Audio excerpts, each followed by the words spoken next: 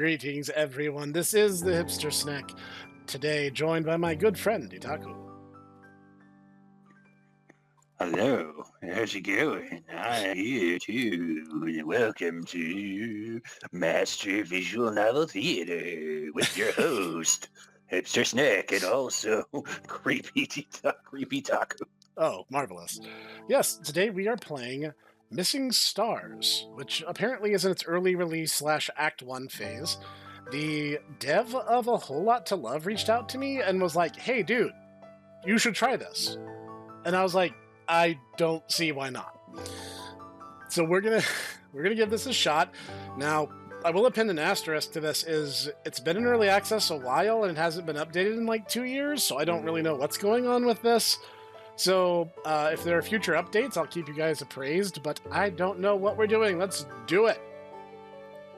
All right, we totally need to, all right, looking over the heroines, I am saying if it's possible, we should go after Katya. She looks acute. Katya, okay. Now, I don't know the names. I've only looked at the pictures. Okay, she's the one who looks like she got into a fight with a, she has a hurt eye, an eye patch, and she looks kind of sad. I mean, half the heroines look kind of sad. Well, I was told by the dev from Whole Lot to Love that this is basically the Katawa Shoujo for neurodivergency. So I really don't know what I'm signing up for here, but we're going to find out. The mountain looms above us, tall and imposing. Hey, see that ledge?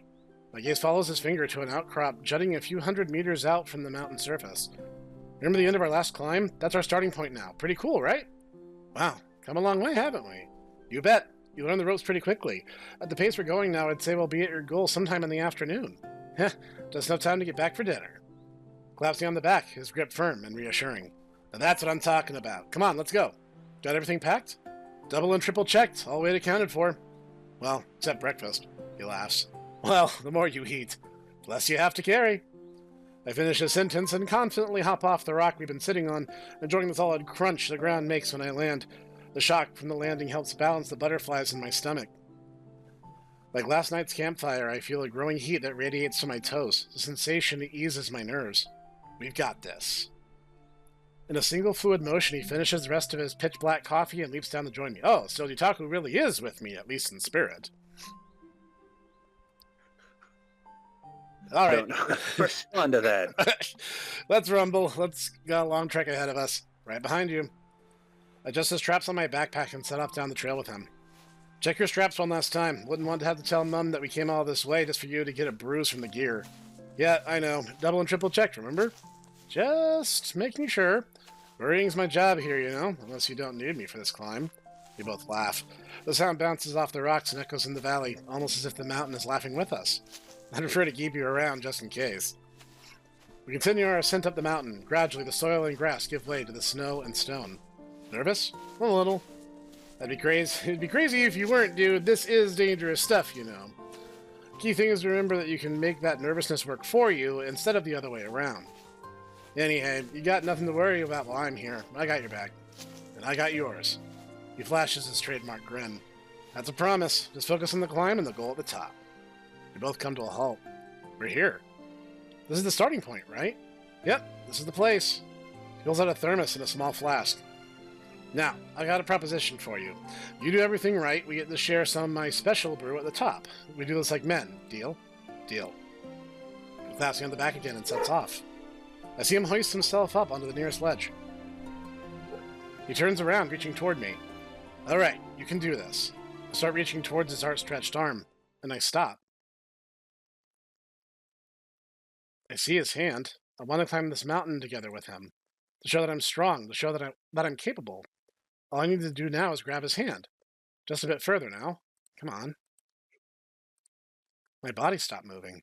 I try to call out to him, but there's no sound. I scream, but end up swallowing it. His hand hangs there in the darkness, deaf to my silent plea. I've got your back, and I got yours. His last exchange echoes in my head. I got your back, and I've got yours. No, I checked them. I checked everything. Why did they... Wait, stay with me, please. Oh no, I murdered Ditaku. Arigato, Ditaku. The accident was 20 years ago. You must move on, Snek. He is gone. I float alone in the darkness. I am right behind you. Oh. I am now the dark willpower that informs your every decision. I am the reason why you heroed Mrs. Snek. There was no Mrs. Snek. But he knows I don't check behind me. He knows I don't check behind me, so he knows that's a safe place to hang out. I'm here too, Snek. Mrs. Snek, you sent me to Brazil. Ah, man. Ever since your best friend that also went to Brazil gave you dark willpower, you've been acting strange. We've been meaning to talk to you about this. That sounds like effort. Not a big fan. Now I float alone. You need to stop having horse races and trying to destroy the presidency. This is not a productive use of your time. I have to find the corpse of the saint. I have to. No one's going to get this if they haven't read Steel Ball Run. No. I float alone in the darkness, save for that sound. It feels my body choking me. I can't feel my leg. I don't have those. I clench my fists on my thighs, struggling to feel something there. Nothing. I can't feel my legs. Oh God, I really am Johnny Joestar. Call out for help. No one will find me here. He's gone. I'm gonna die out here. My hands are going numb, gloves soaked through with blood. They slip against the wet fabric on my trousers and... I throw off my covers, damp with sweat. Confusion and panic blur my vision as I struggle to stop the bleeding, but there's no blood. My breathing is shallow and ragged, as though I've just run 100 kilometers. Adrenaline is still coursing through my system. By the way, this game's European, so we're going to see weird, strange, alien words that don't make any sense to us Freedomlanders. Yes, like kilometers and shillings and crumpets. There's going to be one single British person that's going to be like, "Excuse me." Never mind that we make fun of like literally everybody, including ourselves. So it's like it's not even targeted now. Yes. I try to slide to the edge of the bed, but my leg tangles in the sheets and I topple gracelessly to the ground. The pressure makes it hard to move. My vision is tunneling as I try and fail to catch my breath. Okay, Eric, try to think back. Remember what the doctors told you? Breathe in. I inhale, or at least I try to. Breathe out. I wheeze as much as my panicked body allows and try to repeat the process.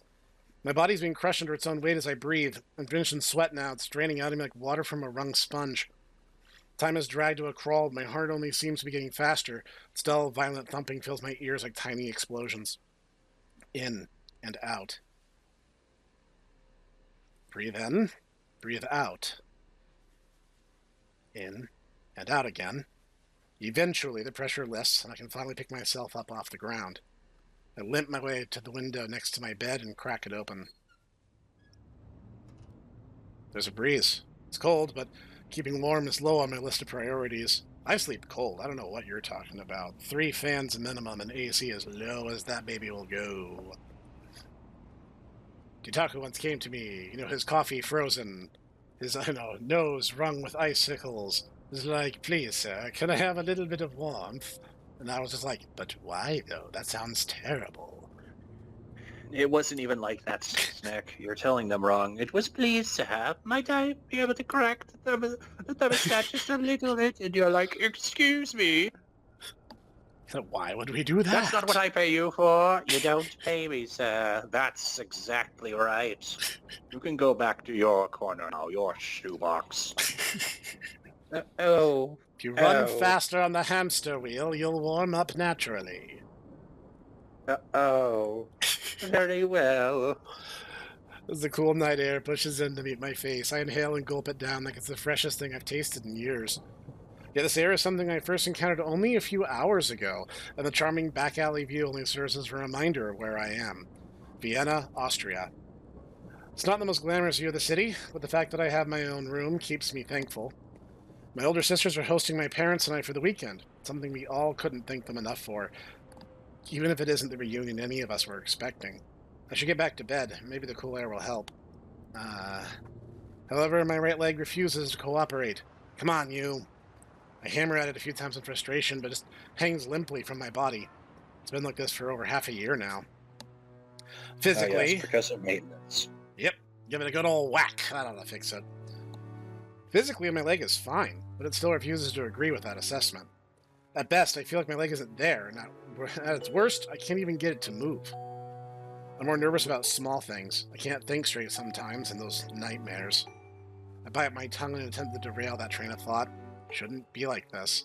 This is not who I want to be. Still struggling between sleep and... There's... Sometimes I see a little yellow snake and he starts complaining about, like options menus and action roguelikes. AAA gaming must fall. Go away, small strange Snek. Never. Still struggling between sleep and waking, the cold air blowing against my face, tears well up in my eyes, but it takes me a moment to register them. I'm not going to cry. I'm not going to cry. I won't cry. I'm not that fragile. I won't. Deep breaths. That's what somebody says as soon as they're about to cry. Yeah. And then they're like, "Are you crying?" "No, I'm not crying." No, it's the rain outside. It came indoors. You see. Yeah, that's way too cool for you. You are ugly crying. You are ugly crying. You're a mess. Blue. What kind of man am I being right now? Cries in the middle of the night because of a nightmare. It's so pathetic. It could have happened to an adult. It happens to soldiers and policemen and firemen all the time. Would you say these people aren't brave? One of the doctors said that to me. Maybe it's true. I don't know, and I don't want to research it. But if so, what does it matter? They never talk about it. They never show that to you. Oh, Lord. Another knock on the door. Steps on the wooden floors outside the room. Please don't be Mum. Eric, sweetie? Well, I've gone and done it now. Her voice is gentle and concerned. My muscles tense up involuntarily. Eric, is everything all right? My throat tightens. Yeah, it's nothing. Are you sure? I heard banging from down the hall. I'm okay, just had a bad dream. I'm so awful. Mom Eric, quietly... The accident 20 years ago. You need to let it go. It was 6 months ago. Mom quietly opens the door. This was 6 months, 20 years ago. Don't think about it. Quietly opens the door and makes her way to the end of my bed. It's hard to see her in the dim moonlight, but I can practically feel the concern radiating off her. Is that why you opened the window? I needed some fresh air. The room felt a little... My mind goes blank. I actually don't know if I can say anything else without admitting to my episode. There's never a reason for them, so there's no easy explanation for me to give her. It's just hard to fall back asleep. Come here, it's going to be fine. Eric, you're covered in sweat. Are you feeling ill? No, it was just a dream. Is your leg giving you trouble? Could you get up okay? I'm fine. My leg's fine. I just have a lot on my mind is all. Is it too hot in here? Do you need lighter blankets? No, I'm fine. Honestly, it's nothing to worry about. Do you need some water? I can get it for you. Thanks, but I'm okay. I look around for a moment, trying to think of an excuse. Guess I'm just not used to this room. Mom looks at me for a moment, not buying it for a second. I try my best to dispel any of the concern my mom has. Traveling all the way to Vienna is already giving her enough to deal with without me adding unpredictable panic attacks to the list. Is it about the school? I pause. That. A little bit, I think. I really don't know. Whether or not I was ready for this change didn't matter much anyway. At this point, I'll reluctantly accept any help I can get. It'd be a good change for you, sweetheart. Your father and I made sure of it. Yeah, I know. But you have a healthy, family supporting you? What kind of visual novel protagonist are you? I expected way, way worse. At least several dead parents. At least 4 dead parents, young man. How many parents do you expect to have? I don't know. I hatched from an egg. I don't know how your weird mammalian species work. We have mommies and or daddies, and then, but they, you have to, the mommy and the daddy have to, to steal a credit card in order to, get you to, show up Oh, And I see, I you see. come from the Pugum Patch. I mean, I need yes, that. I need that panel from Pop Team Epic where it's like, ah, I get it now, and it's just pointing to her saying, doesn't get it at all, actually. Well, there isn't Snek, bushes, so I can't imagine what it's like. Yeah. So. I know they have the best intentions at the very least. As for where that road leads, well, that isn't so certain. What I do know is that I'm incredibly exhausted and feeling more on edge than I have since the accident. Feels like I'm being introduced to new sights, new Understandable. smells. It's like, yeah, it kind of sounds like you're going through a lot in a very short leg of time. New everything. Yeah, I don't blame you. Yeah. I want to be excited, but all I can think of is how easily everything can go wrong. To me, anything could be a potential threat. I know it's been a rough few days, but you know why we're here for you, Eric. Always. She hugs me tighter, and I return it on instinct. Something about mothers is that they're naturally able to figure you out, even without you saying much. It's because they've literally seen how you grow. They get a certain sense of intuition for what is and isn't normal. It's the momergy. They figure it out. After my panic attack, I really needed this. Mom, thanks. Anytime. She pats me on the shoulder and her expression shifts to a warm smile. Are you okay to get some rest, or do you need anything else? I'm tempted to ask for water, but at this point, I doubt it would do much to steady my nerves. I'm okay. I really appreciate the checkup. It's my job as a mother. Come on. I feel like a kid when she gently pulls me up, tucks me in, and kisses me goodnight. Mom, really? All part of the job, sweetie. You want your window closed? Shake my head, and air and faint urban sounds have become comforting to me. If you need anything, I'm just a call away. Yeah, unfortunately, there's a mom class, and they take you to mom school. Yep. Hey, there's an idea for there's an idea for a visual novel there, Professor. Anime mom school. Yes. That's a way for me to repurpose that my one exalt, where I had reskinned all of the charms into mom puns. Exactly. I know. Good night, Mom. She lingers a little, giving me one last smile. She brushes the top of my head. Good night, Eric. She leaves my bedroom, and I'm alone once again. As before, my mind drifts to my condition, but I guess I'm luckier than most. I'm lucky that my condition isn't worse, for one. I'm lucky that I have a family just to shout down the hall. I'm lucky to still have a leg, really. These thoughts that eventually bring my mind to what awaits me at this new school. Against the noise of Vienna city life, my mind finally drifts away, fading from the lingering thoughts of an uncertain future. Eric, are you up yet? I crack my eyes open. Daylight streams in through the open window. Before I can even respond, I hear the door open. Footsteps rush in to greet me. Hi there. The girl's inches away from my face, cheerfully greeting me. It's a face I know all too well. Morning, Beatrice. She's bouncing with energy as she tries to pull me out of bed. It's been ages since I've gotten to wake you up like this, remember? I'm not ready for this. Still drained from last night, I work to pull the covers up as far as I can. Mind if I sleep some more? The pout of hers hasn't changed in the slightest. But we have breakfast. As if on cue, my stomach begins to complain. Maybe I can reconsider. What's on the menu? She winks at me. You have to get your butt out of bed to find out. She rips the covers off my bed in a last-ditch effort to finally get me up. Instinctively, I yank the covers back. Beatrice just pulls them off again. It's really not as funny as she seems to think it is.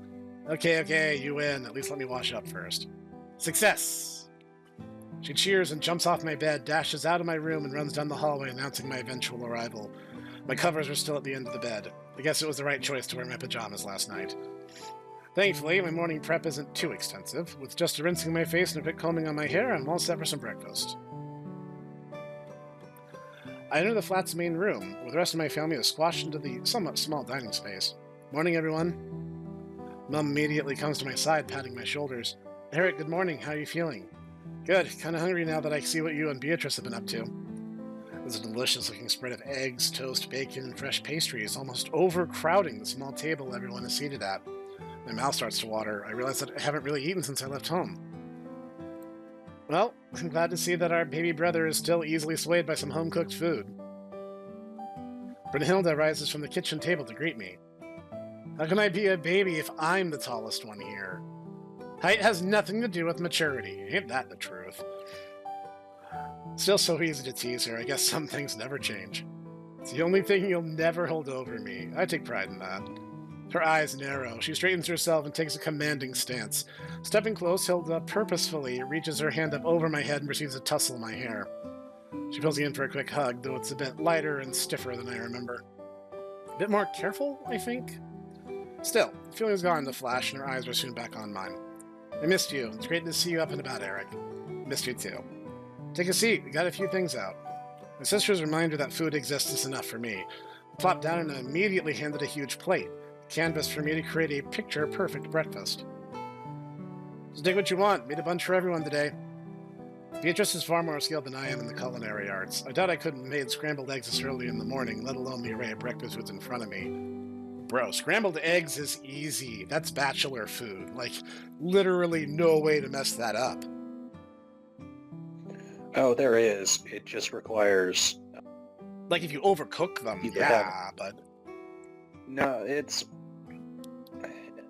I don't know. My experience is not that they're ruined. It's more the fact that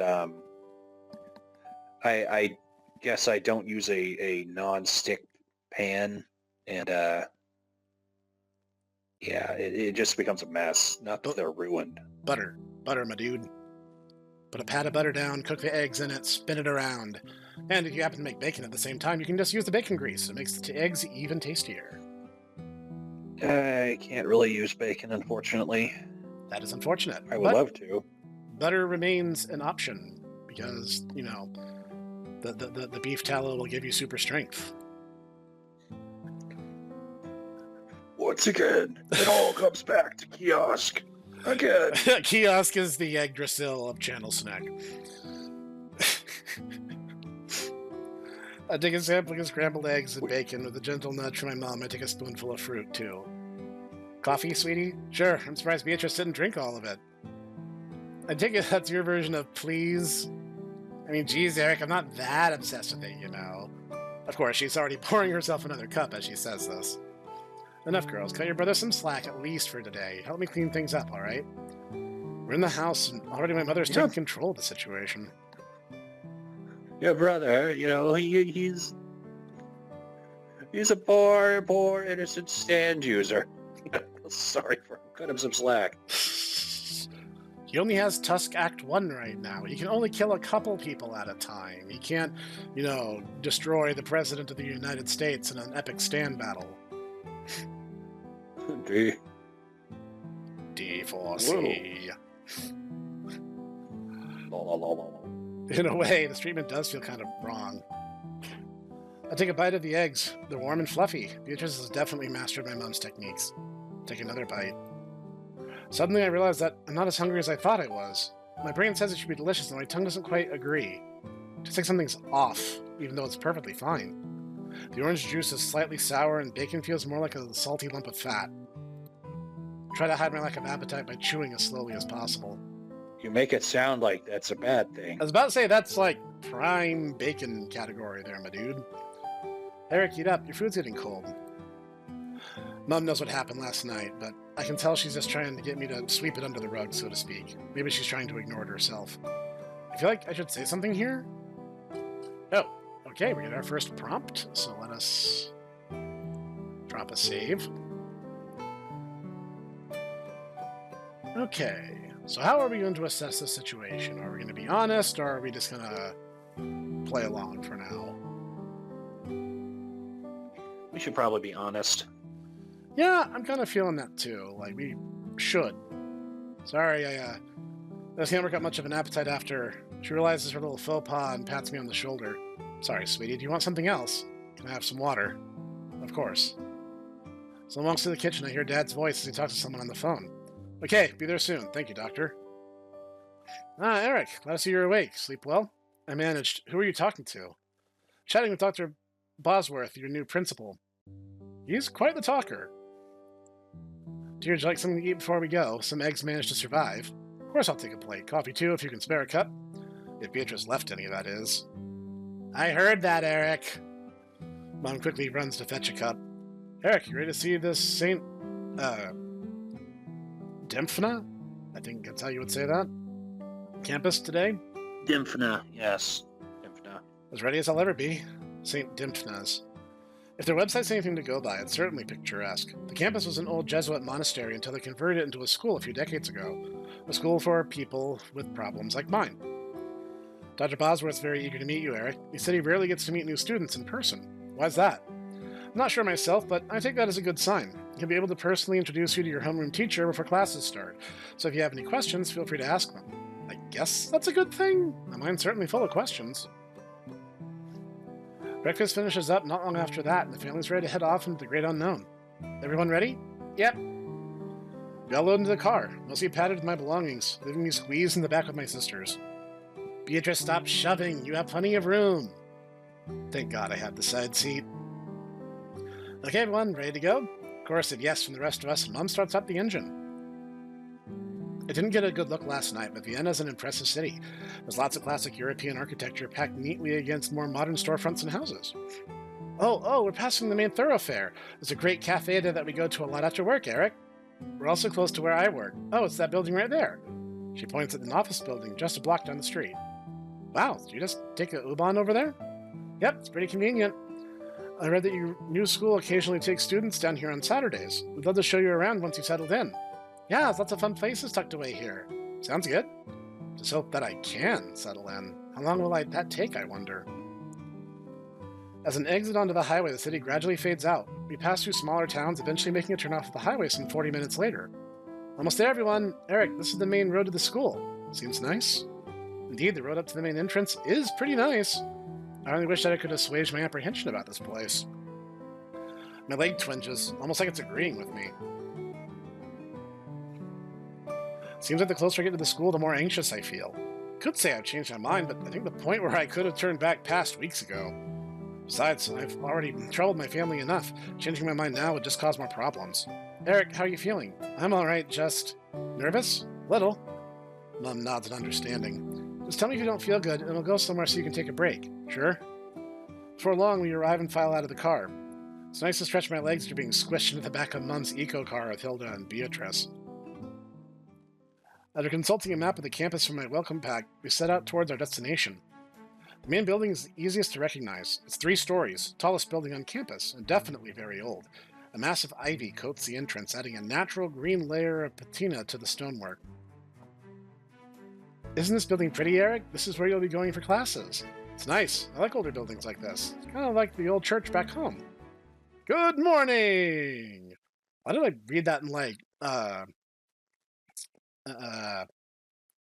the Descent Coquille voice from Rune Factory 4, Porco?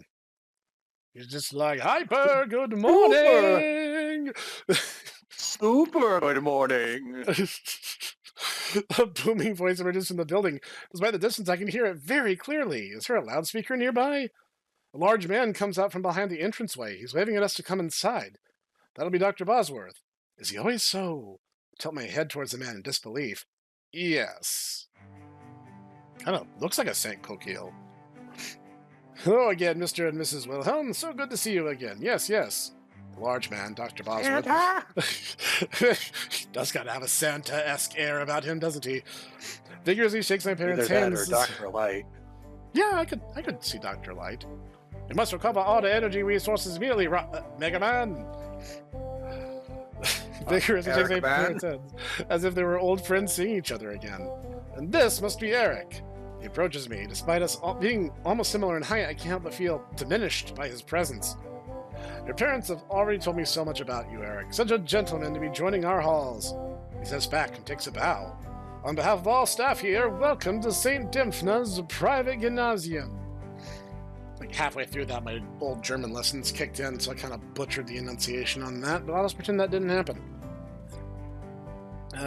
Thanks. Well, what this means is you need to do more German there, Professor. I spent 6 years studying a language that nobody here actually bothers speaking, and the American Sign Language I learned that I studied for all of a year has been infinitely more useful to me in my practical adult life. There is a certain sick irony involved in all that. See, this is the problem, is that you don't study, you have not studied European philosophy. That's the problem. You would get a lot more out of it if you have to differentiate between schools of thought. And you realize, ultimately, once you boil it all down, the French are literally the worst. I knew that without taking a Philosophy 101 course. Like Joshua, our French Jack. This is a little bit more nuanced than, 101. This is like getting into, well, you start asking questions like, why did the French Revolution happen? You realize the ideas that they, the liberty, fraternity, equality that they go on about. It's a little bit more than that, and it's a little bit more gross. Fair enough. He claps his hands together loud enough to scare some of the nearby birds away. Well then, we have a lot of ground to cover today. He does have a really large presence. I'm not even talking about him just being a big guy. Just the way he talks seems like he's really animated. There's some paperwork inside for you and your parents to sign. The tour, the ritual. Ritual? Kidding. You heard us inside with a jolly laugh. Ritual, to the star creature. You have to sacrifice a little bit of your blood to the elder gods in order for them to accept you as one of the coven. And don't worry, it's okay. We only have to, to find a random small child in order to transcend by removing all their blood every, dark moon. That, once there's one in about a month. You just find them just going everywhere, like public parks and public schools. They're free. You can just take them. No one even minds. Children! I'm hesitant. Dr. Bosworth, you are saying things that I am getting a little bit concerned. If you don't mind, I'd like to begin with a short one-on-one with Eric. Please make yourselves comfortable in the lobby. I'll be right here, then. Bosworth's office is very organized. Bookshelves containing dozens of volumes, paperwork neatly stacked, and a desk polished to a mirror sheen. It's almost intimidatingly perfect. He settles into his massive chair and he shuffles a few papers, then gestures to the seat opposite his. It's incredibly comfortable. Really, the school spares no expense. Let's get down to business. I'd like to get a feel for new students by asking them about their comfort levels and what they want out of this school. Okay, makes sense. Glad to hear it. He pauses for a moment and thumbs through a file on his desk, presumably mine. So you're comfortable with lessons in both English and German. That's right. Splendid. Miss Clace is one of our English-speaking instructors. You'll be in her homeroom. I think you'll get along with her just fine. Sounds good to me. I take it English classrooms have students from a wider variety of countries. You're a smart lad. Yes, that's correct. We have a lot of people coming in from all over Europe, so we do our best to accommodate them. If you had preferred a German classroom, you'd probably see more people who are native to Germany, Switzerland, or Austria. Makes sense. Bosworth nods in agreement, marking my response on a sheet of paper. Indeed. Next question. How do you feel about coming here? I shift slightly. Obviously, I wasn't expecting such a direct line of questioning. Kind of nervous moving here. I guess it's a new school after all. In truth, I'm kind of freaking out inside. This is all a lot to take in. Even though I was anticipating this. My leg twinges just a little bit as if reacting to my state of mind. Bosworth smiles sympathetically. It's not uncommon for our students to feel what you're feeling, Eric, so at St. Dymphna's, we're always trying our best to listen for when students aren't well or feeling stressed. His words are well practiced and clearly part of a much longer speech, something he must have had years, maybe decades of practicing. Nonetheless, I feel a little better. He takes one final glance over the paper in front of him before speaking. Is there anything you need before you get started at school? Anything you want to tell me, your teachers or supervisors? Once again, his words are practiced, yet genuine. Thankfully, I know exactly what I want, something that's been on my mind for a while. Where can I go for a good walk? Bosworth chuckles at my response. I'm happy to inform you the campus has an excellent series of footpaths for you to use at your leisure. When you take the tour, I'm sure your guide will do her best to point that out to you. Looks like we're all done, Eric. Great. I'll be out in just a sec. Please go on ahead. I do as he says, lift myself from my seat before leaving the office and carefully closing the door behind me. Okay, all done. How'd it go, Eric? Is he nice? It went well, and yeah, Dr. Bosworth is actually pretty nice. I'm glad to hear it. I turn around, not realizing the man I'm talking about's already finished whatever he was doing. I just called Miss Clace. She's in her classroom at the end of this hallway, Eric. She'll be expecting you in a minute. Now, I'll need to steal you two away, Mr. and Mrs. Wilhelm, just a few bits and pieces of last-minute paperwork. You guys come into the office, and I've left with Beatrice and Hilda. Well, want to check out my classroom with me? My sister's not in agreement. I lead the way and knock gingerly on the door a few times. Come in! A young woman, probably a few years older than Hilda, greets us. You must be Eric. Welcome. Your voice is prim, proper, and polite. Very teacher-esque. Thanks. I was told you would be my teacher. That's correct. I teach English primarily, but I also hold some of the mathematics courses here on campus. And you two are? I'm Eric's older sister, Beatrice Wilhelm. And I'm his other older sister, Brunhilde Wilhelm. Call me Hilda. They both shake hands with Miss Clace, who smiles warmly. It's nice to see family members so interested in this school. Where are you coming from? We actually live in Vienna, but Eric here is from Baselstadt. Oh, you're shown in the city. We offer trips into the city on most weekends. Not yet, unfortunately, but we're always open to showing you around, Eric. Yeah, we know all the best spots. I'd definitely like to explore it at some point. I guess we'll see. Sounds like you have some very capable guides. She smiles. At least, I think it's a smile. It's such a small change in her expression that it's almost imperceivable. Have you taken a tour of the campus yet? Not yet. Great. We'll have someone come by and show you around. Miss Clace falters for a sec before speaking again.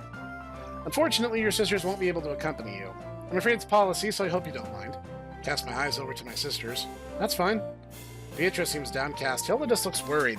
I guess normal people aren't allowed any further into the school grounds. There's a knock at the door, distracting Miss Clace from whatever it was she was about to say. Perfect timing. Come in. The young girl enters from outside. Is Eric here? Yeah, that's me. Great. I'm Ella Sahin. I'll be giving you the tour. Ella's a dark-skinned, slender girl, about my age. Her uniform is neatly pressed, almost like it's cut out of the glossy pamphlets the school sent me. The rest of her looks just as polished. Her hair, face, and even beret look to be picture-perfect. Nice to meet you, Ella. It's nice to meet you too, Eric. Now let's get started, shall we? Right this way, please. The tour is nothing out of the ordinary, even if the school is. This hallway houses most of the art and music rooms, where elective classes and after-hours clubs are held. The buildings themselves are beautiful, but I can't help but notice the small additions, like light filtering through huge windows of suspiciously thick glass, or wide corridors dotted with emergency phone lines. Private Gymnasium St. Dymphna was established in 1858, and while there's been some modifications to install modern conveniences and the like, for the most part the building itself has been well preserved. Despite my best efforts to hide my limp, Ella notices me lagging behind slightly, and slows down to match my pace. I panic and attempt to say something to cover for myself, though it's obvious she's already noticed. The hallways are really wide here. My old school feels cramped compared to this. What was that? It is rather spacious, isn't it? Dr. Bosworth likes to sell the historical significance and architectural richness of the place to some of our visitors, but I'm sure you're not interested in all that canned stuff, so I'll stick to the basics. The floor above us is reserved for assorted odds and ends. Some offices, storage rooms, nothing very impressive. The view is nice, though. Let's just head to the next building, shall we? Despite my lack of response, I look at the view. I was about to say, it's like, I actually am really interested in that sort of thing. No, I am too, and actually. The cool thing I'd love to hear her talk about it. And as much as, they like to crow on about it, I actually find it fascinating when you start going into the really old cities like Vienna, and they're like, oh yeah, this is like 1,000 years old, and you're like, and you just, kind of got to look, and you're like, that's kind of crazy. Yeah. And I'm blessed that I actually have been able to go to a few of the oldest sites in the Western Hemisphere that we have retained. Yep. Some of the great coastal forts in the Caribbean, some of the coastal fortifications in Florida. And let me tell you, it is one thing to say, oh, these are 500 years old. Because you look at them and, well, I mean, not for nothing, a lot of them have basically been built into basically what amounts to modern cities. Yeah. It's another thing for cities like this where, basically everything is in cobblestone. They have the tiny little streets, because they're not built for modern cars. They're built for like carriages and horses. Carriages and people walking around, Yeah, so it's basically an entire different viewpoint. And I can understand in that situation why a lot of Europeans come to the United States and they're like, everything is so big. And it's like, yes, because we have tons and tons of room, and we have tons of room, and we basically, as a nation, developed right when automobile technology became mainstream. And so our country is effectively built with machine engines in mind.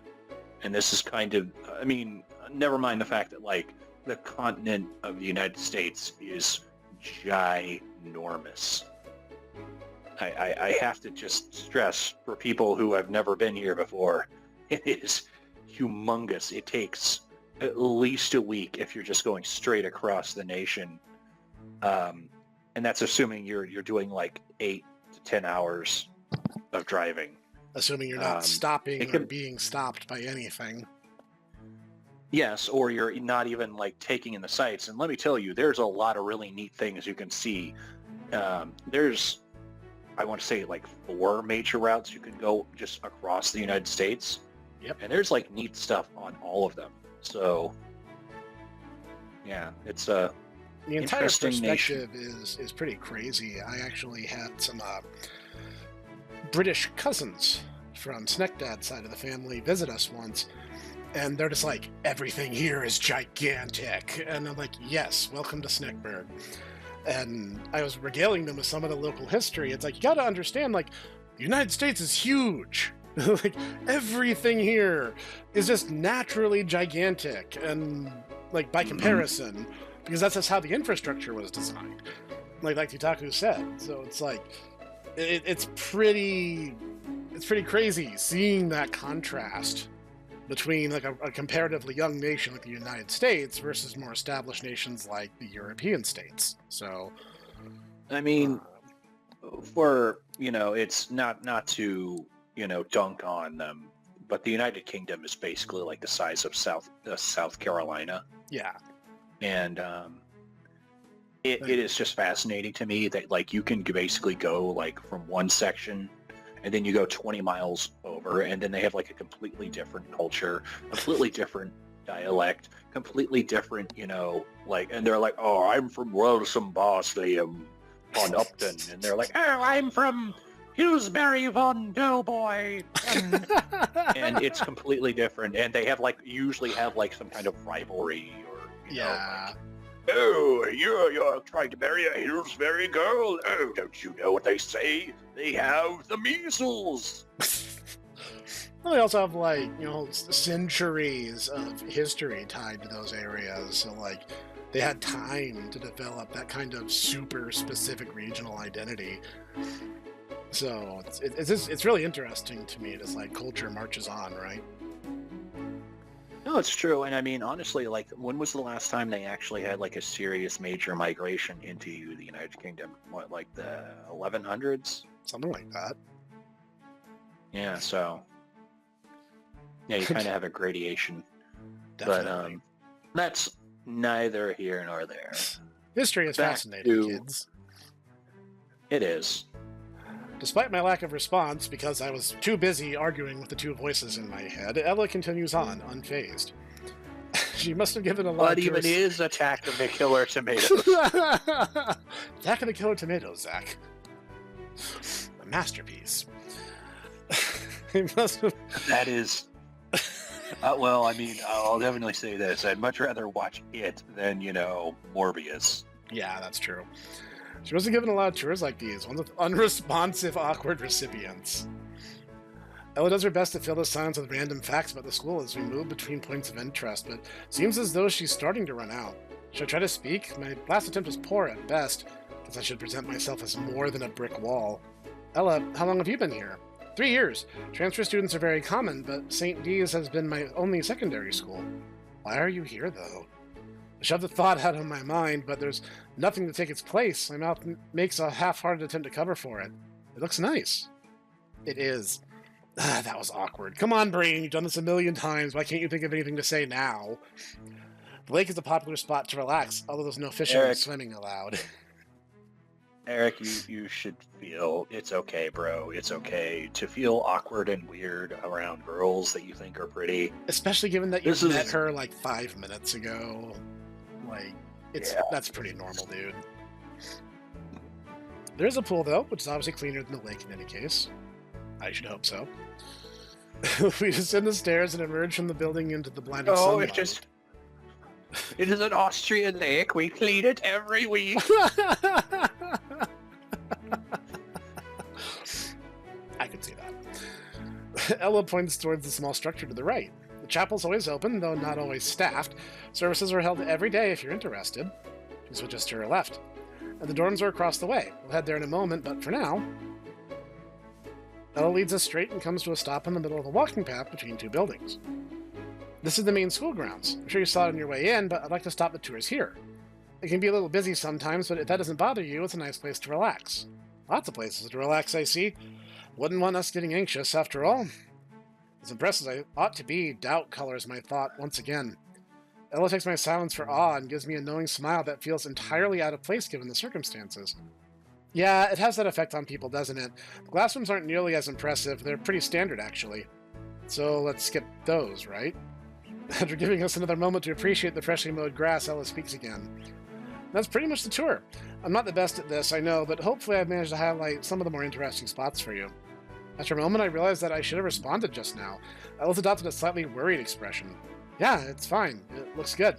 And the part they're showing us... I'm just kind of shocked, I guess. Another uncomfortably tense moment later, Ella sighs, slowing to a halt. Her smile fades into an empathetic look. Her tour guide voice drops to something more subdued. I realize this is a lot to take in. I'm sure you have your own ideas on what to expect here, and I'm not going to say that's unreasonable. What I will say is that the school is probably the best chance you have at addressing these issues rather than ignoring them. Ella leans against the trunk of a nearby tree, hands clasped behind her back. You aren't the first person I've given this tour to, you know. Students from all over the world have gone through exactly the same problem, faced the exact same fears. You're afraid your condition, whatever it may be, is controlling your life by forcing you to come here. But as long as you're acting on fear, you aren't going to make progress. If all you're doing is trying not to get worse, you're not going to get better. That's a principle of if two teams are playing tug-of-war and one's trying to win and one's trying not to get dragged into the mud, who is actually going to win that conflict? Of course, the school isn't perfect. None of us are. What's important is that you focus on what we can give you, not what's taken away. The heavy silence settles in. One I'm not sure how to break. I was just going to say, the counter to that is, what if one team is trying to get the other team into the mud? They're not trying to win. I don't know what to say to that. Pursuing the winning objective without trying to win is one of the most zen statements I think I've heard today. I'm not trying to win. I'm just trying to be as obnoxious as possible. That checks out, actually. I understand what she's saying, so I guess I'll take some time to put it into practice. Thanks, Ella. That's probably pretty good advice. For what it's worth, I'm sorry. I guess I'm just worried.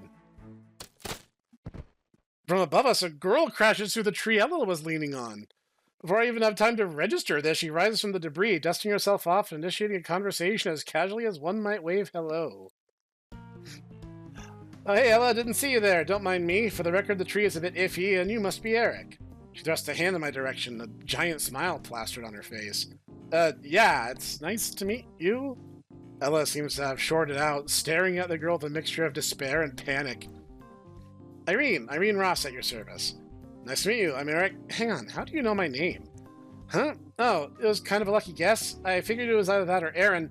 I mean, lip reading is more art than science. Look, it's not important. And hey, welcome to St. D's. Irene throws her arms in a wide gesture at the expansive campus behind her.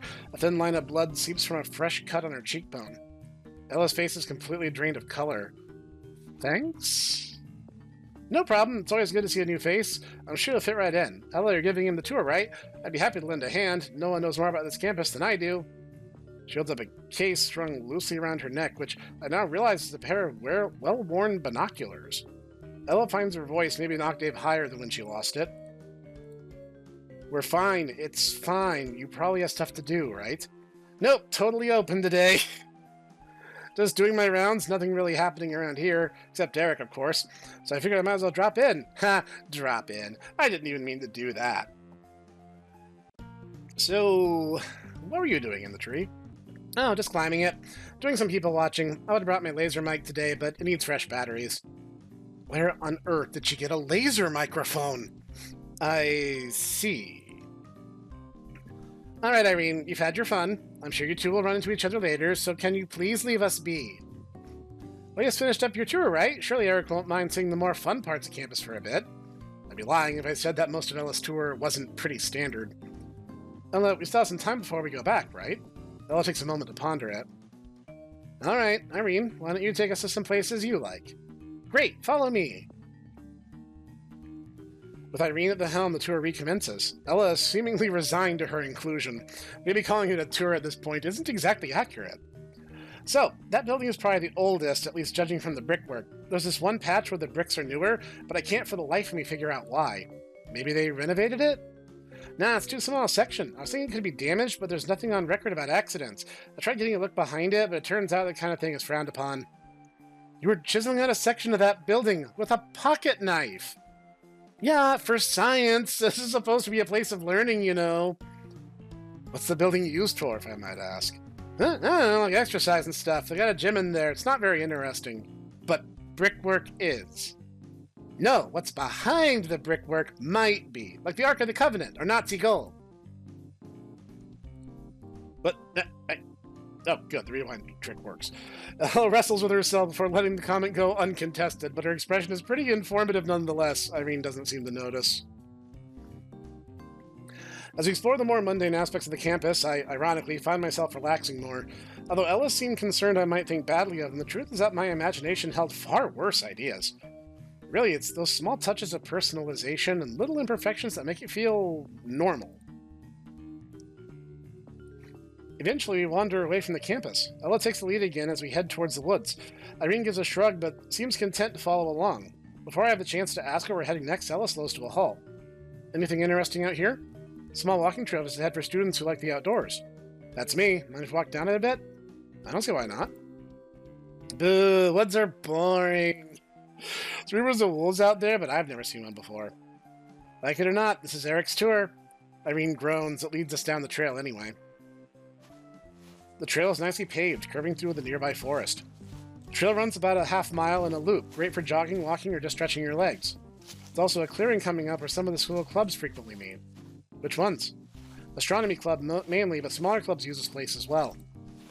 That's pretty neat. Is the astronomy club popular? It's got a healthy following, mainly because of the club president's efforts. She's transformed it quite a bit. Sounds good to me. I'll check it out if I have time. That's great. Feel free to ask me about any of the clubs here. Irene groans. We've been in these woods forever. Can't have been more than 5 minutes. Forever. Can we head back now? I shrug. Sure, we don't have a whole lot of time left anyway. The tour picks up again as we make our way to the last areas of the school. Though after everything we've covered, I'm not really sure what else there is to show. Familiar locations begin to repeat, and soon realize we've begun to take a circular path around the entire campus. So Irene, what do we have left to visit before the tour ends? Well, that's it. I've shown you the places I liked, and even helpfully pointed out the walking trail. You're in luck, Eric. I have just one more location to show you. In my opinion, it's probably one of the more important ones. What's that? It's the medical facilities, where our therapists are staffed. A chill trails down my spine. Ella continues, unaware of my growing dread. Each student has a general counseling checkup. That's not how I would have... That's not how I would have said that. Ha ha ha ha ha ha. Funny joke. Ha ha. Though it's pretty relaxed depending on how often sessions need to be scheduled. How often? I feel my throat begin to close up on me. I usually go a few times a month. It's kind of like the principal's office, except only therapists are there. You take those sessions more seriously. Yeah, I get enough from them, thank you. My heart is picking up, and I'm sorry, I don't... I was about to say, I'm sorry, I can't take therapists seriously. My heartbeat's picking up, and I struggle to focus on my breathing before they get suspicious. Could I pass on this part of the tour? I think I've gotten a good understanding of the campus. I'll pick up the rest as I go. I try to cover it with a laugh, but I can tell it sounds off. Ella doesn't seem to have noticed, though. I mean, you should be able to locate the different facilities in your first week, are you? I'm fine. I shoot my hands up in defense and flash a smile, but I can feel myself breaking into a cold sweat. I just can't do this. Sorry, I just need to sit down. I just need to leave. I want to say it so badly, to just spit it out and head back to my sister's apartment so I can sleep away any inclination of what's happening right now. I want to go back to the way things were. I lean up against the wall and try to control my breathing. Eric, breathe in, breathe out. I finally shake off my mini panic attack after a minute. Eric, are you okay? You need me to fetch someone for you? Both of them instantly react as if they've seen this before. No, I'm fine, thanks. I'm just a little nervous about the new school. Even talking about that is a little too much for me. Sorry. Ella nods. I understand. Well, at least you know where this building is and what it does. Do you want to head back now? Yeah, I think I'm done for the day. Mostly recovered, save my heart still beating like a drum. We turn a corner and return to the school's entrance. Here we are, all done. You sure you'll be able to find your way to the medical wing? Yeah, orienteering is kind of my thing. Alrighty then, we should probably get back to work. Lots to do. It's really nice meeting you, Eric. I'll see you around. Call me if you have any questions, okay? With a brilliant smile, Ella departs, heading into the school through its heavy double doors. She's clearly dedicated to her role, and the tour was informative. I just wish she hadn't sprung the concept of a medical wing on me like that. I don't know, perhaps I'm being oversensitive? Looking pensive, Eric, bee in your bonnet? Forgotten Irene was still here. Her stature makes her easy to miss. I'm not sure if my face really gives away much or if it was just another lucky guess. Either way, I don't know how to feel about her gleeful expression. It's just a lot, isn't it? All this. A gesture to the expansive grounds. For us? Don't look at it that way. Just think about how much there is to do here and how much to explore. Her grin becomes more sincere. It's just a school, really. Just a school with interesting buildings. I mean, I haven't found any secret passageways yet, but, you know, still pretty cool. Her absurdity forces a laugh out of my dry mouth, but it doesn't untie the knot in my stomach. Man, you'd think they'd have thought to cater to people who like secret passageways when they were designing this place. Right? But no, just kilometers upon kilometers of boring corridors. What were they thinking? Anyway, I should probably be off. Oh, hello! The doors behind her open again. She spins on the spot to see who it is. Hey, guys. Hey, Eric, how was the tour? And who was that girl? She's just... I turned to my right, but Irene's gone. Okay, well, she was right there. It was Irene. She joined us halfway through the tour. Look at you, escort around the school with a girl on each arm. She gives you a little punch on the shoulder.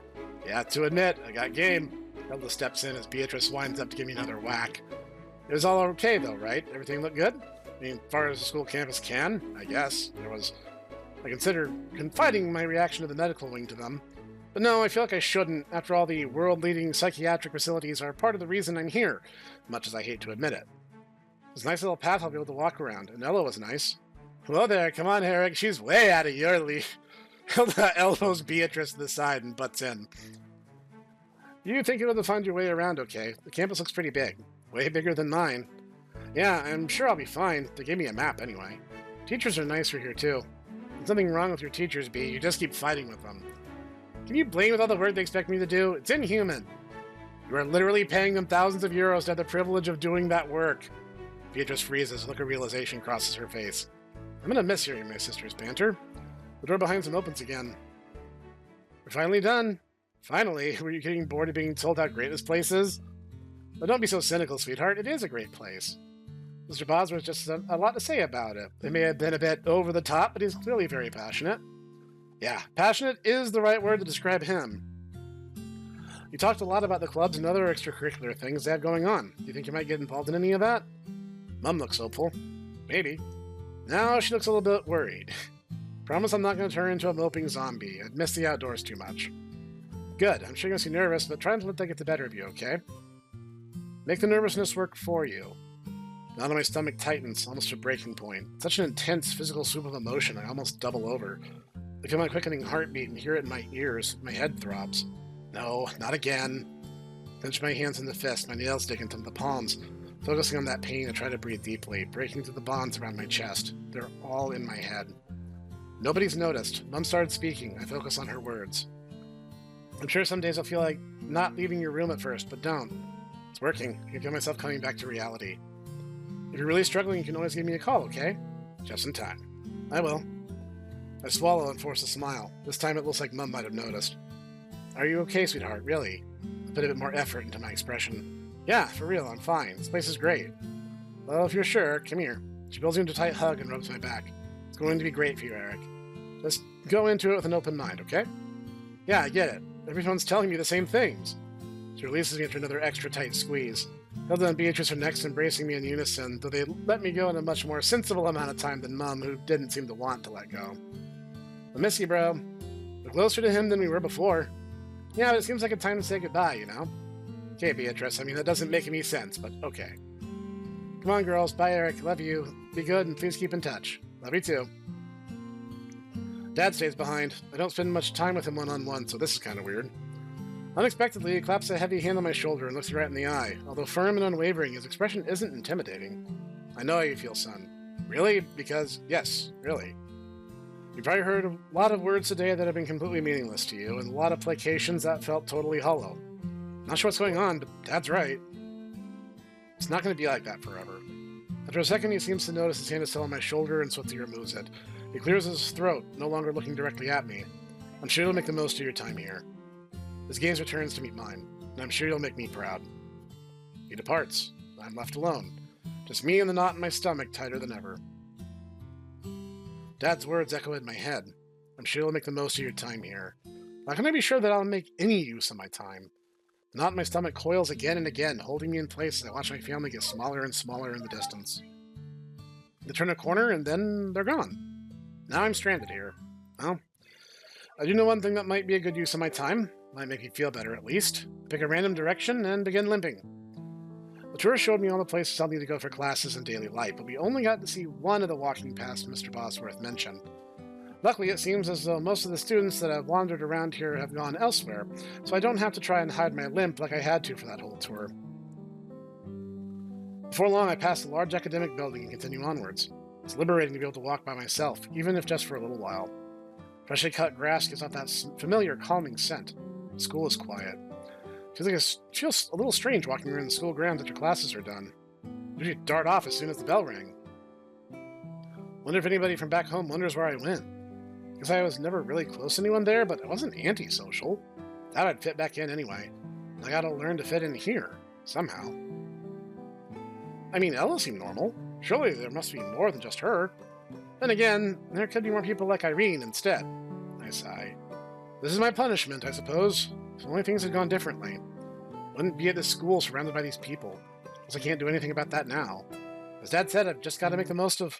Huh? My phone. Pull it from my pocket and look at the screen. It's him. Shock runs through me and my arm goes limp. Why is he... Why? Stare at the screen, seemingly unable to move. Incoming call, Gustav. It doesn't stop, like it's mocking me. My thumb hovers the green and red buttons. What would I even say? Hello, hi, how are you? I get it, just stop, please. As responding to my pleas, the phone goes dark. I'm standing in the middle of the path with my phone in hand. Why? Damn it. I slide the phone back into my pocket and consult my mental map of the campus. Better get back to the dorms where someone sees me like this. I try to take a step away, but a step and my leg protests. Come on, not now. Deep breaths. Let's get back to the dorm. Much more effort, I begin limping my way there.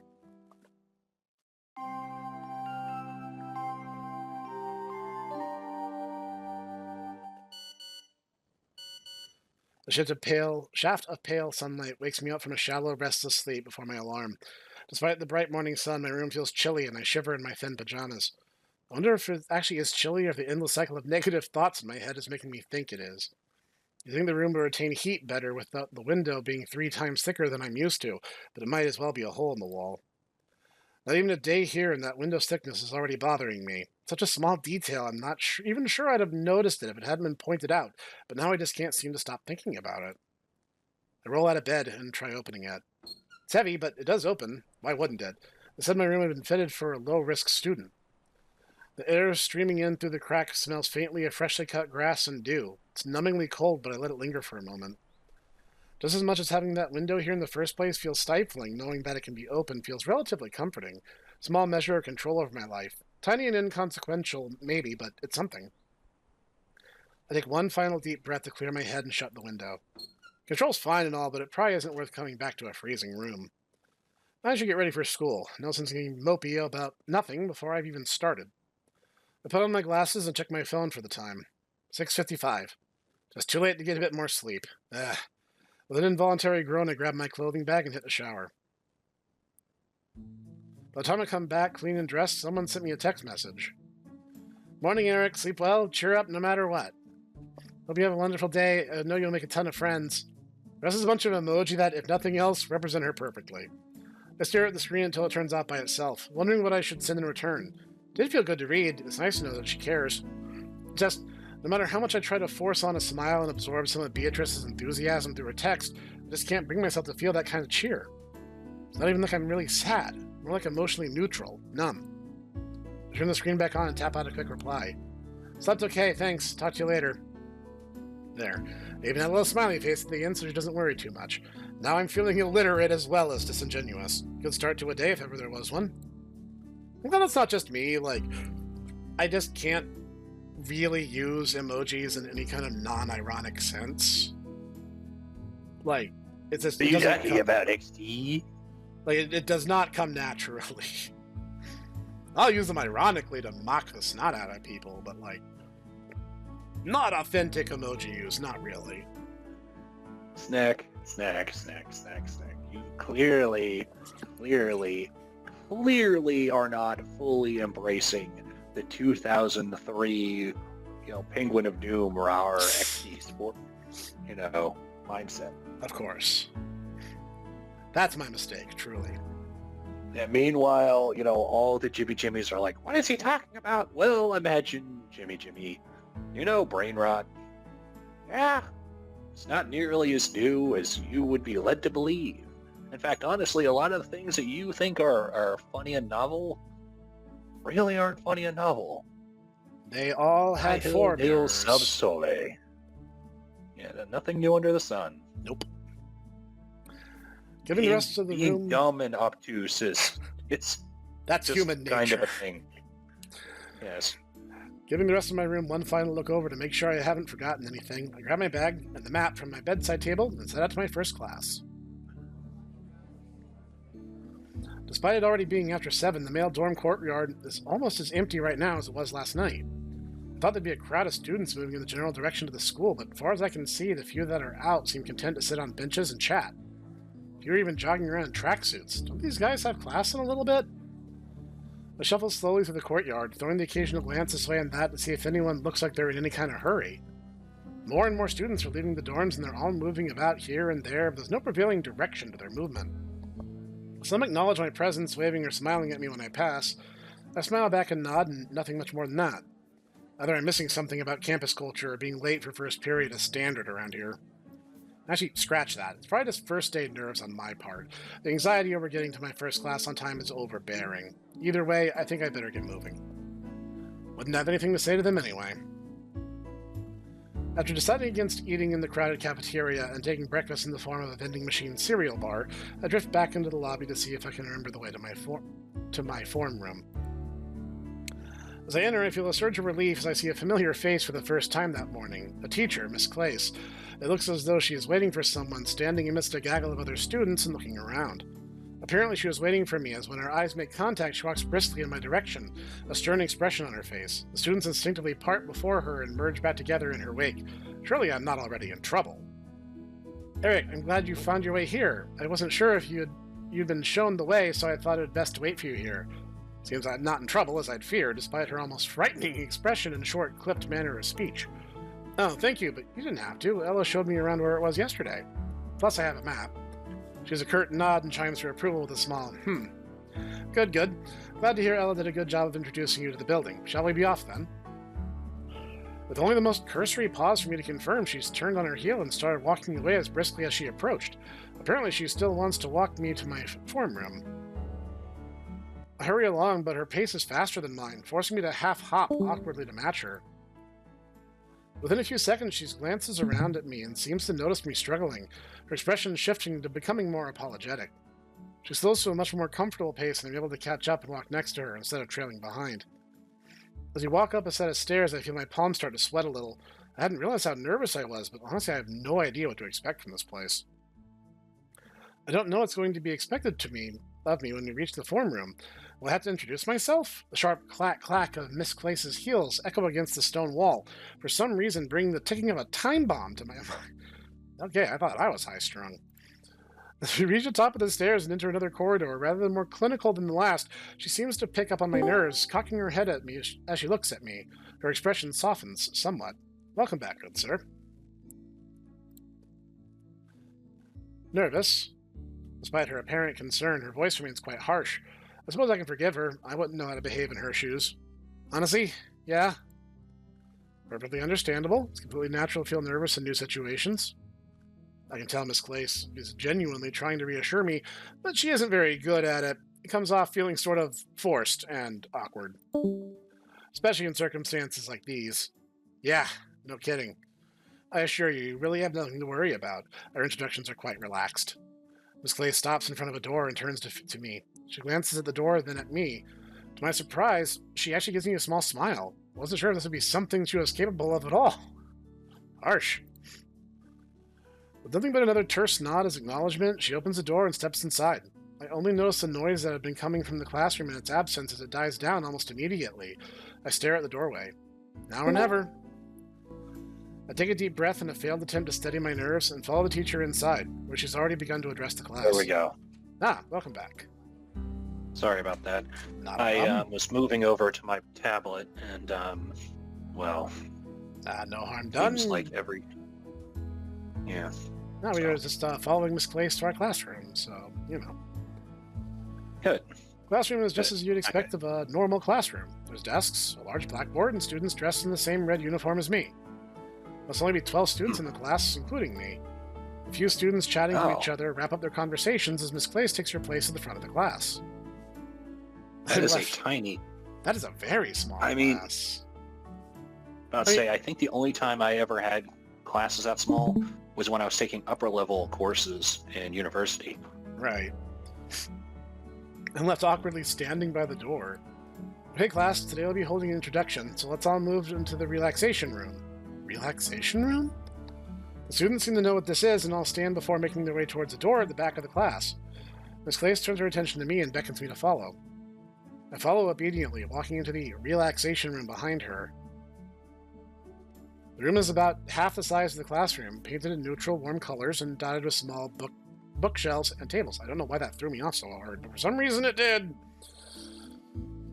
A circle of chairs has been formed in the center of the classroom. Some of the students have already taken seats, while a few are more content to choose seats outside of the circle. The redhead kind of reminds me of Arabella, but with glasses. Which is funny, given who recommended this game to me. There's a girl over there listening to music. Is that allowed? I'd much rather take a seat at the edge and listen to music, but I guess it's not really an introduction if I'm far away from anyone's attention as I can be. That's just not wanting to be in awkward social situations, my guy. That's normal, I think. I mean, I say that, but like at my day job, I actually am allowed to put in my earbuds and listen to music while I work. So like I do kind of make it a point to ignore people. That's not really true. I listen to my coworkers if they have something to say, but generally I don't like eavesdropping on their conversations either. I've already taken a seat, seen a couple of classmates, but others are taking their time over it. This process takes a bit longer than expected. A few students seem unsure as to where they want to sit, but Miss Clace seems fine waiting for them. Once everyone's seated, Miss Clace begins speaking. Okay, everyone, as said, we'll be holding an introduction for a new student today, so I'll explain the rules. Rules? Miss Clace looks down at the small pillow on her arm. This is the talking pillow. We'll be passing this around the circle. If you're holding the pillow, you can introduce yourself if you like, and if not, you can pass it along. This has got to be the strangest introduction I've ever found myself in. Is this the norm here? I'll begin. I'm Miss Clace, and I'll be your homeroom teacher. I've been teaching for many years. My hobbies include reading and puzzles. Class is quiet for a moment, for Miss Clace passes the pillow to her right. The student immediately passed on again, apparently unwilling to introduce themselves. Hi, everyone. I'm Amalia. I'm in the literature club, and that's pretty much all I do. Amalia considers adding more if we're passing the pillow on further. We spend the next 20 minutes passing the pillow around the circle and introducing ourselves. Some simply say their name, while others take the time to explain why their favorite food is their favorite. Seems so childish. For long, the pillow's in my hands and all eyes are on me. They're not judging, not mean or expectant. Some are even bored. I'm Eric. I used to like hiking, geography too, I guess. Just like that, my introduction's over. Maybe I was hyping this up too much. Pass the pillow to Fran. He likes steak and goes to the newspaper club. Seems like a pretty nice guy, actually. Next girl suddenly makes me feel the urge to check the date. Well, not her directly. Her outfit is what makes me puzzle, the area in which I'm standing, for which it clearly is a St. Dymphna uniform that has been accessorized. The lacy hat and frilly parasol complement the petticoats, and peeking out from under her skirt, I appreciate for a moment. She looks around, slightly confused a moment, then down at the pillow. Name. The whisper from Fran to the girl seems to do the job. Name. At first she seems confused, before her face lights up, as if she puts two and two together. Oh, offer mine. I'm Agatha Schultz-Rhine. She falls silent, still holding the pillow. Pass it along, love. Fran whispers again. Slightly embarrassed, she hands it off to the next girl and shrinks back into herself.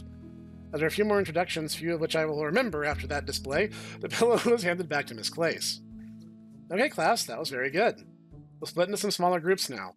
More introductions? Miss Clace puts us into groups of 4 and encouraged us to ask each other icebreaker questions, whatever those are. I don't really get the point of all this, but I guess I gotta play along. Luckily, one of the people in my group seems happy to talk about herself at length. What about you, Eric? What was that? Sorry? What's your ideal job? Oh, I'm not really sure. I really never think about that. Same here, to be honest. I think I'd like to be an investment banker. Investment banker? That's interesting. Interesting how? I guess that most people have chosen something exotic is all. Why is that? The tone's getting sharper with each response. Did I mess up? I'm not sure, really. Just because we're here doesn't mean we can't do normal stuff, you know, Eric. No, that's not what I meant. What's wrong with wanting to do investments anyway? Crap. I'm sorry, I misspoke. Oh man, what should I do? Eric, Amalia. Now I'm in trouble. Great. Amalia, I'm sure Eric misspoke. He didn't mean to imply that, right, Eric? Right, I'm sorry. Amalia opens her mouth to respond, but reconsiders for a second. You're right, I'm sorry. That's fine, Amalia. Introductions can be stressful for everyone. Are you two okay now? Yeah, I'm okay. Yeah, again, sorry. It's fine. Let's just get on with the introduction stuff. Right. Our introductions continue. Frauke likes ham sandwiches, Niklaus wants to be a lawyer, and Amalia likes swimming in lakes.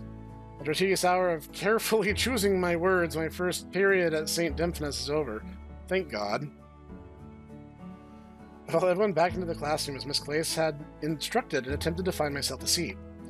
Most of the students around me and all those directly adjacent to my desk get up to move off to their next lesson. I remain where I am, though. I have maths with Miss Clace. The classroom quickly fills up with other students again.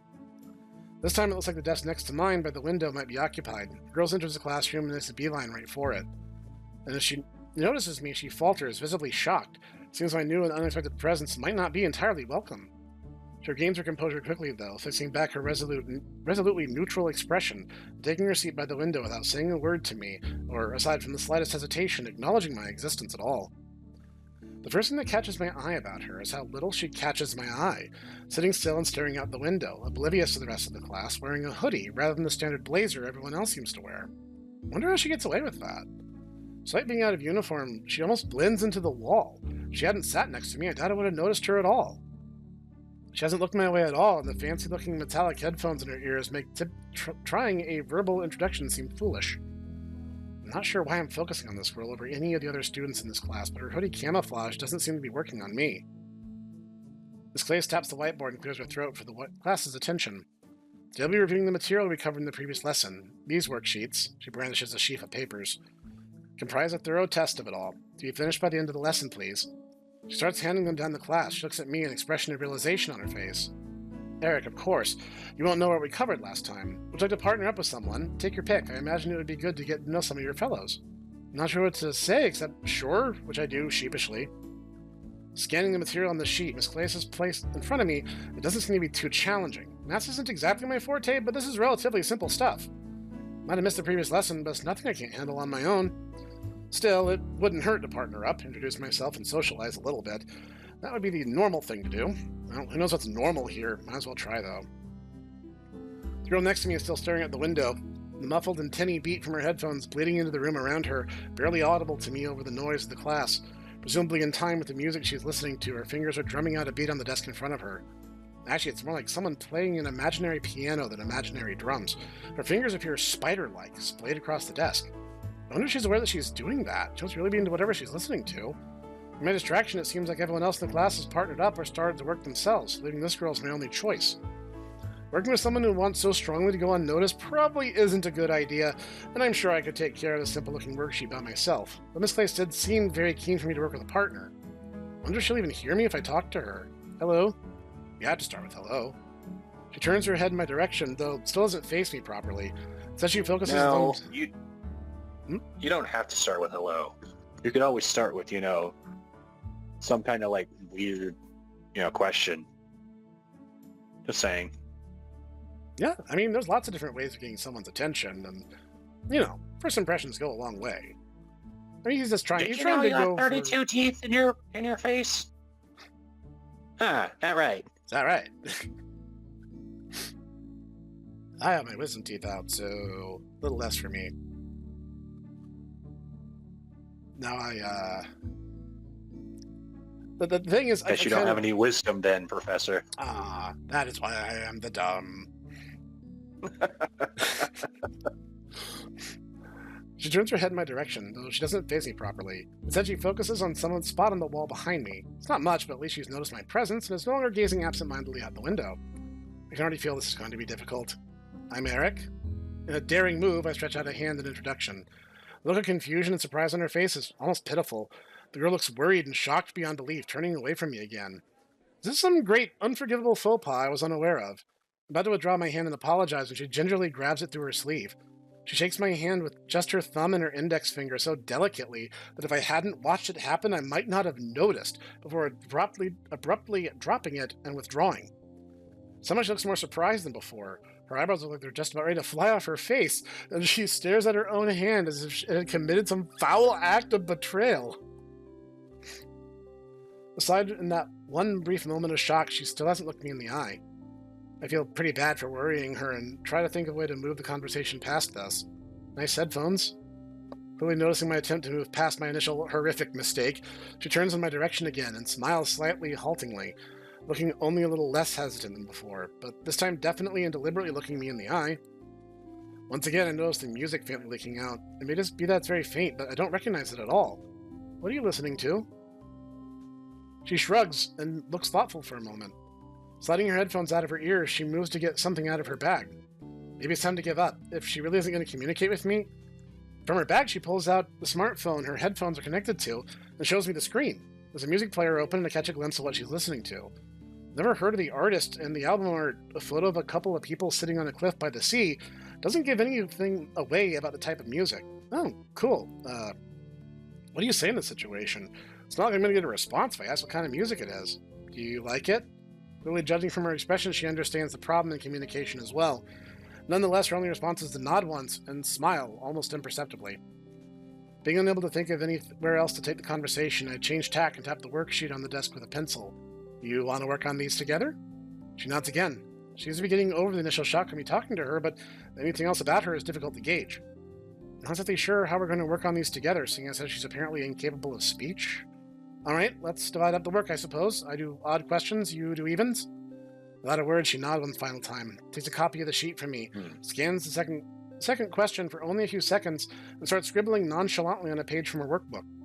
Doesn't exactly look like she's writing. Her hand movements are weirdly erratic, but who am I to say? Seems glad to have an excuse not to interact anymore. Okay, then. I sigh and settle down to do my work with only the occasional glance at the strange girl sitting next to me. Quarter of an hour later. Watch her be like half of her playlist, her personal playlist is going to be like My Little Pony. And then like the rest of it is going to be like the most obscure, like bizarre electronica. I could see that and it would be perfectly in character with what we've seen so far. Quarter of an hour later, I'm in the middle of my worksheet and paper falls unceremoniously onto my desk. I look at my mysterious neighbor, who's already staring out the window once more, headphones back in her ears. I take a look at her worksheet. The edges of the paper are covered in small doodles and scribblings. Apparently that's how this girl works. Nevertheless, she has managed to finish all the even-number questions. And here I thought she wasn't even doing any work. I finish off quickly and pass my answers to her. Sorry, I don't know if it's all right. Seems simple enough, though. Without even acknowledging me, she turns to her desk and starts writing again. After a minute of copying down my answers, she stands up, walks up to the front of the class, and hands Miss Clace our work. Once Miss Clace has thanked her, she seems to hesitate, glancing furtively in the direction of my desk. I feel like I shouldn't be watching her, so I look out the window instead, but keep her in my peripheral vision. After a few seconds of consideration, she seems to come to a decision. She heads back over to her desk and sits down again. She takes a deep breath and glances at me once again, though I don't think she knows I can see her, as I'm doing a good job of keeping her exclusively out of direct line of sight. After another few seconds that feels strangely tense, she exhales, shakes her head, stands up, grabs her bag, and exits swiftly. I look up at the clock. There's still 10 minutes of the lesson to go. Miss Clay said nothing about the girl leaving early. Start a conversation with the quiet girl. The girl, huh? Didn't even learn her name. I don't know how to feel about what just happened. Somehow, despite having done very little, I feel exhausted. First period isn't even over yet. Sinking into my chair, ready to admit defeat. Is every day going to be as awkward as this? The cafeteria is already half full by the time I make it. I don't even need to limp all the way inside the tell. You hear the students inside talking right from the hallway. I head over some half-empty table, but wherever I look, it's just people sitting and talking. Some converse over their food, others are shouting jokes and insults to friends on the other side of the room. A few actually look like they're finished and just don't feel like getting up. A line of students holding out trays and clutching handfuls of plastic utensils stretches through the hall, all chattering excitedly at each other. Before coming here, I had this mental image of patients queuing up at an institution, lining their sterile gowns from the nurse to fill their little polystyrene cups with their ration of color-coded pills. I knew that it couldn't be that bad, but part of me wouldn't believe that. I was afraid that coming here would bring it back, but the reality just doesn't sustain it. That bleak fantasy demands an air of oppressive silence, but everyone here is so lively and active. It demands that it smell of antiseptic and bleach. I hate how Eric's, his thought is like, oh yes, the elite special needs school. Surely it's going to be a panopticon asylum. Obviously, we're going to be locked in by security drones and weird spider demons that will eat me if I leave the campus. Oh yes, and your best friend, Hannibal Lecter, Chad. Hannah Bell Lecter. Oh, you're welcome. Well, I know who's going to be in, Mom University. It demands that it smell of antiseptic and bleach, but all I can make out is meat, pastries, and sliced fruit. And that's great. That's better than great. It's reassuring. It's normal. Why do I feel like I just can't blend in? Everyone's just so busy with things they know how to do. Talking to people they're already friends with. Everyone looks like they have such a clear direction, I don't even know where to start. I'm not really with these people. What if we talk and they don't like me? What if they make fun of my limp? Just because they're childish fears doesn't mean they don't matter. It's not just that. They all look fine right now, but I can't just forget where I am. This place can't be just any other school by definition. The rules for fitting in here can't possibly be the same. What if I make some terrible faux pas because I don't know how things work here and they take offense? I stop a few paces past the door before even taking my own tray. I don't need this headache right now. It's a little defeatist, but I genuinely think that at this point just getting some fresh air would be better. Vending machine food is good enough for me this morning. If it means not having to sit down in here, it's going to do just fine now. I don't have much of an appetite anyway, and I can always come back here once I've made myself a little more comfortable. I've got almost the entire year ahead of me. There'd be nothing to gain from forcing myself over 10 more minutes. The sitting area next to the cafeteria, complete with benches and a vending machine. A few students are gathered around it, but they seem to be going through pretty quickly. Pull out my wallet and get in line, hoping no one will try to talk to me. Thankfully, most just take their sandwiches and leave rather than lingering around, so the corridor is left blissfully silent, and the only person besides me is the tall blonde girl in front of me in the line. She hums softly to herself as she approaches the machine. Thinking about it now, maybe she has been here for a while. It's just been hard to hear because of everyone else. Not something you normally notice, but she hums really well? I've heard people singing on purpose and not sounding so good. I lift my eyes to her in time to see her reach down for her purse, but before she can pull out any change, she instead stops humming and turns around to face me. What draws my attention, though, is her eyes, or rather, eye. I can see she has one, the left, piercing golden brown, expertly made up, long mascara lashes. By contrast, if she even still has it, her right one is covered with large, sterile medical bandage. Call it stupid, my first instinct is to point it out somehow, maybe ask her if she's okay. Bro. This is who you were talking about? This is her, yes. All right. You know, she got a bandage over her right eye. What if she hasn't noticed? Luckily, I think better of it before I can open my mouth. Would you like to go before me? Huh? Is she talking to me? She's looking right at me. All signs do seem to be pointing toward that being the case. It's all right. You go ahead. Now, there's one of two ways you can approach this. You could either, make some kind of like really weird anime joke. Alternatively, you could, be like, sorry, I was a little bit cockeyed, or... Oh, I see. Pretty much any line of dialogue that Suezo... any line of dialogue that Suezo had in the anime, basically. Pretty much. Please, I insist. It's no trouble. She steps aside and keeps quietly looking at me, motioning with a hand towards her place. Even when not humming, her voice has a clear, musical quality. Not sure if she's making fun of me or if she's being polite, but I'm not going to look a gift horse in the mouth. Moving forward, I pick a different kind of sandwich from yesterday and a bottle of lemonade to wash it down with before sitting down on a nearby bench. I set aside the bottle and bite into my sandwich, but as soon as I start to enjoy it, I'm interrupted by the girl. Excuse me, would you mind if I sat here with you? Looking up, I see her standing right near the bench in front of me, daintily gesturing towards it as if intending to illustrate the concept of sitting. Mouth too full to do much but mumble, I make with an indifferent shrug. She nods, then sets her purse slowly on the bench and sits down. After today's class, her smile is warm and refreshingly friendly. She's examining me inscrutably with her unbandaged eye. I get so absorbed in following her brown iris spinning around that by the time I've noticed her talking to me, she's already had to repeat herself once. What? That sandwich. She speaks in a patient tone. Why did you choose it? The machine offers several kinds. Why did you pick this one? What an odd question. I guess I could just not answer, but she looks perfectly serious. Besides, she did move aside from me in line. It'd be rude to stay silent now that I made it clear I did hear her. Let's see. I didn't have anything last night, and all I had for breakfast was a cereal bar. I don't know, I was hungry. It felt like a good choice. I mean, it's a sandwich, right? How bad could it be? Hard to screw something like that up. I see. Do you like it then? Sure, it's egg or something, I think. Got some vegetables on it. Definitely beats having nothing. Hunger is the best sauce in the world, isn't it? Yeah, didn't even notice how hungry I was until right now. Don't you wish you had a penny for every time that happened? One moment you're having an interesting thought, and the next time you look at the clock, you've already missed dinner. Sort of. I just wish it had been an interesting thought rather than just, I don't know, not feeling like it, or whatever. I take another experimental bite to see if she'd object, and she doesn't. Her eye keeps following me, though, turning silently under the lid while the girl sits in silence. Did I do something wrong? Did I give a wrong answer? Not to sound rude or anything, but why exactly did you ask me that? Her lips stretched to a coy smile. Protocol. I put down my sandwich and swallow, waiting for her to elaborate, but she doesn't say anything more. I'm not sure I understand. You'd have to forgive me. Truth is, I'm really new here, like I only arrived last night. This is my first day around. I don't really know how this works. She puts the back of her hand to her mouth to stifle a giggle. I think I can make out a flash of gauze on her wrist when her sleeve that's... I hope it was just my imagination. I wouldn't go so far as to say that I have to forgive you. But given your circumstances and seeing as that you haven't done anything wrong that I know, fine. I forgive you. Gee, thanks. From her smile, you'd almost think she was going to answer, "You're welcome." Instead, her expression softens. When she next speaks, so does her tone. I know it might not feel that way right now, but all of us have been in your place at one time or another. I know that I've been, at least.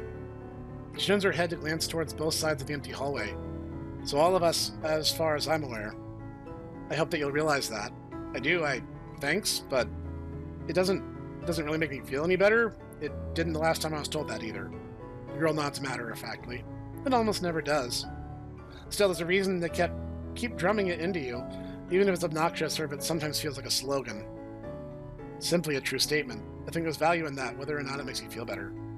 Don't know if I meant to respond, and I'm not sure what I'd say. You're not comfortable eating with all the others. Sounds stupid when you say it like that. Does it? I apologize then. I didn't mean for it to sound that way. I think it's an understandable sentiment.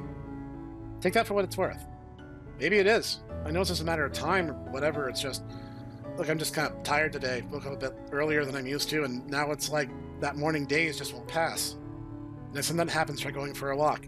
Might help get your blood pumping. That's what I do when I wake up too early. Okay, thanks, I guess. Torn between looking back at her and looking away. Just making my mind to pathetically gaze at my sandwich, she talks. What am I doing? It's not every day you meet a new student. With a long, graceful step, she stands up in front of me. My name is Katja Baum. I'm from Mr. Rosenstein's class. You can call me Katja if you'd like. I'm originally from Linz, Austria, though I've been living in Vienna for the past few years now. I'm sure that you've already been given the customary tour, but nevertheless allow me the honor of welcoming you to our school. I hope your time here will be pleasant and beneficial. She adds a little flourish of her hand and a bow, and by now I honestly can't tell if she's serious. Her smile is like something from a poster. Even and inscrutable. Teasing? Humorous? I don't know what to make of it. Maybe I'm not meant to make anything of it at all. This is just Katja's thing, her particular way of being polite. She sits back down like nothing's happened. Wow, thanks. My name's Eric Wilhelm, and I guess you can just call me Eric. Not sure why she added that part, but whatever, that's just standard protocol or Katja's own idea of manners. I don't see a reason not to follow. I'm from Miss Glace's class, and I'm originally from Basel, Switzerland, the city, not the canton. She nods carefully, looking far more interested than I have thought anyone should be. I thought one was inside the other. Well, yes, but not everyone knows that, and it can be confusing. The second's technically called Baselstadt, if you care about it. Since you care to tell me, I care to know, and I do admire specificity. When I don't respond, she straightens up in her chair and inclines her head. It's a pleasure to meet you, Eric. I thank her, and the air grows silent. Neither of us says a word. You come to some kind of realization. She's one of the... No, I was just going to say, I do so admire it, If you notice, she's being very, very exact with her word. Yes. She's definitely is. Kind of autistic. Okay. I can appreciate this, Dutaku says. This is my people. Just for the record, you don't normally eat vending machine sandwiches either. I'd never have thought to imply that. Yeah, I mean, it's not like it's disgusting or anything, but sort of bland, right? That is true. As you said yourself, though, there's a reason you've chosen to. It's lunchtime, and that's just what was here. Katja snickers. Exactly. I can empathize with that choice. Glad it's not just me. By the way, can I ask something? Certainly. By that last part of the introduction, the cities and countries and all that, sounds like something formal. Did they just do that in Austria in general, or just here? Once again, protocol. This is, as you may have already noticed, a rather multinational institution. There are students from all over Europe, and even a few from outside it. Knowing where someone came from can be helpful in gauging how to approach them. Specifically, it often means knowing what languages they might speak. English is the most common teaching language, so it tends to be defaulted to, unless there's a shared one. But since so few students come from the Anglosphere, this means that more often than not, both sides are made equally uncomfortable. I'd like to believe neither wants that. I'm assuming you speak native German. I know I'd be more comfortable if I were speaking my native language. I nod, vaguely aware that the sandwich in my hands is still not even half eaten. Yeah, Baselstadt's right across from the Rhine from Germany, so that's what we speak. Is it unusual? Ganz und gar nicht. I said, dumbfounded for what feels like far too long. My brain switches gears back to German. The Katja hasn't noticed, or she doesn't mind. Her German is as rapid and as precise as her English. Most students are still from around Austria, and those that aren't do tend to speak German, with the exception of a significant French minority. And that said, though, it can lead to trouble on those cases that they're not. Sounds simple enough. I should probably remember that for the next time I run into someone. It's not all that bad, right? Encouraging a little multilingualism and all that. That does make you sound very Swiss. No, I'm serious. They say there are proven benefits in child development, I think. She rests back in her seat with an intrigued expression. I think I've heard that before. It's pretty popular parenting advice. I've seen it a lot. She doesn't respond, and I'm left to finish my sandwich. Still haven't explained the part about the protocol where you asked me about the sandwich. You could call it a precaution for when approaching newly met students. Precaution? Against what? Offering them the wrong sort of appetizer? She smirks, but doesn't laugh. To be honest, the question itself doesn't matter much. It's the way it's answered that does. Meaning, whether there's a reply and how clear it is, whether it makes sense, whether it's stammered or mumbled or implies offense. It's a crude instrument, but it can be invaluable in gauging if and how to proceed when talking to someone new. Wait, so if I'd answered more slowly or not to the point, or if I didn't, you'd have known to keep talking to me in little words. No, that would have been reckless of me. However, given my personal experience, I would have been able to make a better informed guess. If I'd guessed wrong, I could have apologized. Sounds like a small comfort if you made that kind of wrong assumption about someone. But worse than assuming they think and talk just like yourself and behaving on that, potentially saying something that hurts them, using figures of speech they won't understand, pushing them to talk when they don't even want to? Not everyone can be approached the same way. Some students don't get metaphors, others are not always in the mood to talk, or never want to talk about something that seems natural to you. Some don't want to be talked to at all. And not thoughtfully. Why the sandwich thing, then? The question itself doesn't matter. Why not just ask how I'm doing? Or something about the weather? It was the first one that came to mind.